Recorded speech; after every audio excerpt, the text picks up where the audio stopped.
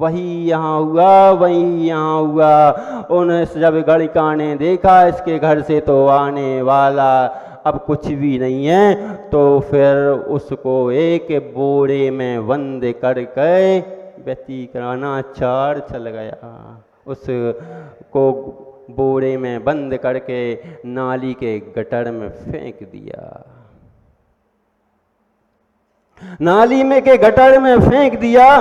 फेंकने के बाद सुबह जब गश्त देने वाला निकला, उसने देखा है नाली में कुछ पड़ा है। उस बोरे का मुख खोला तो मुख खोलते ही गटर का जैसे ही पानी सा गया और उसने मुंह खोला तो वह उस अवस्था में भी क्या बोल रहा था, हे वसंत लिखा मुझे छोड़ दो, मैं अभी थोड़ी सी देर आराम कर लूं, फिर अपन भोग भोगेंगे। उसको वहाँ भी संतुष्टि नहीं, वहाँ भी यह देख रहा था। फिर उसके बाद यह व्यतिक्रम चल रहा है।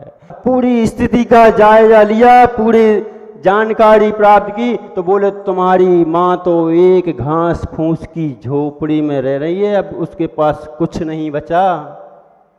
तब कहते हैं, क्या कहते हैं, पापिष्टि इंद्रात्मा जड़ दिया माया बिना लो बिना राग देश मलि मसेन मनसा दुष्कर्म आने निमित्तम त्रिलोक्याधिपति जनेन्द्र भवता श्रीपाद मूले धुना। तब जाकर के होश आता है, पहले किसी को होश नहीं आता। तब जाकर वह कहता है अरे मैं पापी हूँ, मैं अत्याचारी हूँ, मैं दुरात्मा हूँ। तब जाकर के उसको होश आता है। लेकिन प्रायश्चित इसीलिए तो कहते हैं पहले प्रतिक्रमण कर लो। जब उसने प्रतिक्रमण किया, क्या किया, फिर वह कहता है मेरे कारण माँ महलों में रहने वाली और तू इस घास फूस की झोपड़ी में रह रही है। मैं जाता हूँ, जब तक वापस तेरे को महलों में नहीं बिठा दूंगा तब तक आऊँगा ही नहीं। वह जाता है, दूर देश जाता है, व्यापार करता है। ऐसा होता है, हम लोग तो हार जाते हैं, जरा सा नियम टूटा, जरा सा कुछ हुआ, हार गए, हमसे तो पलता नहीं है, हमसे तो होता नहीं है।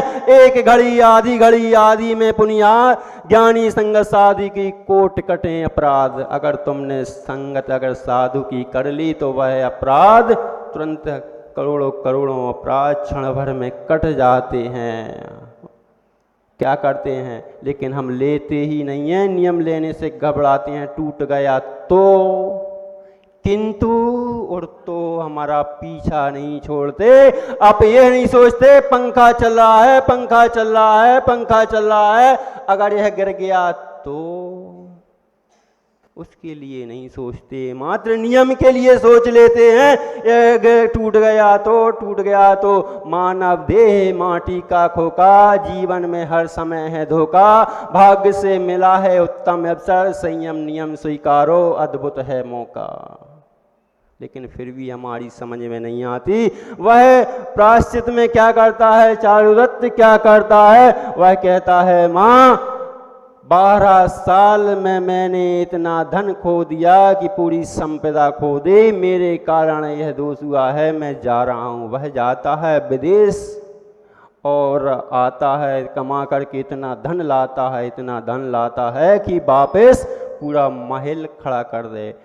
लेकिन फिर भी यहाँ लेकिन आ गया, उसका जहाज फट गया और पूरा बर्बाद हो गया। किया है पाप तो भोगना पड़ेगा, यहीं भोगना पड़ेगा, कहीं जाने की जरूरत नहीं है। लोग कहते हैं हम तो बहुत ऐश की जिंदगी जी रहे हैं, पुरानी बासी खा रहे हो इसलिए जी रहे हो, नहीं तो केस भंजाना पड़ता है, ऐस होते ही नहीं है। आकर के पुराना रखा है तो इसलिए केस भंजा करके निकाल करके बैंक में से खा रहे हैं और आज भी मन नहीं है। अरे हम तो क्या तीर्थंकर भगवान, महावीर, आदिनाथ भगवान आकर के नहीं समझा सकते। जिसको नहीं समझ में आने वाले और नहीं समझ में आने वाले और जिसको समझ में आ जाती है तो एक बाल सफ़ेद देख लेने से दीक्षा धारण कर लिया करते हैं। ऐसे ही यहाँ भी यही हुआ, एक बार नहीं 7 बार वह धन कमा के लाता और 7 बार ही जहाज में से कुछ ना कुछ हो जाता और टूट करके वह गिर जाता, लेकिन उसने हिम्मत नहीं हारी। यह भोगों की दशा का वर्णन था। उसने कम से कम इतना प्रायश्चित तो कर लिया। फिर आगे और क्या कहता है, क्षति मनः शुद्धि विधेरति क्रमम व्यक्तिक्रमम शीले वृत्तोदिगणम प्रभवतिचारम विशेषु वर्तनम वदंताचार्यमहितासक्ताम। क्या कहता है, मन की विमलता नष्ट होने को अतिक्रम है कहा, उस शीलचर्या के विलंघन को व्यतिक्रम है कहा। हे नाथ, विषयों में लिपटने को कहा अतिचार है, आसक्त अतिशय विषय में रहना महान आचार है।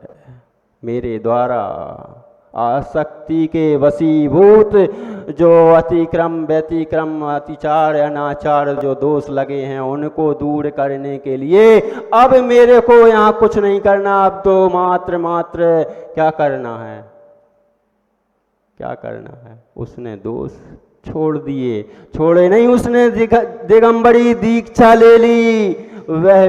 वही जब उसने दीक्षा ली थी, क्यों ली थी, क्योंकि वह उसके मन में यह बैठ गया था, मैंने खूब भोगों को भोगा, मेरी कितना मैंने भोगों को भोग डाला, भले ही मदपाई में भोगा, लेकिन लगा तो मेरे शरीर को दोष। अरे मन के दोष से तंदुल मच्छ बन गया। 33 सागर की आयु उसने कल की थी, अपन ने देखा था कल 33 सागर की आयु उसने बांधी थी। और आज यहाँ पर जब उसने देखा होश आया, लेकिन हम तो आज भी होश में नहीं हैं, आज भी होश नहीं है, आज भी होश में नहीं है। विषय भोगों की, संसार की, इंद्रिय भोगों की मदरालय में पड़े हैं और कहते हैं क्या आनंद आ रहा है। आनंद बिल्कुल उसी तरह की से आ रहा है जिस प्रकार की वह चारुदत्त, उसने तो फिर भी सुधार लिया।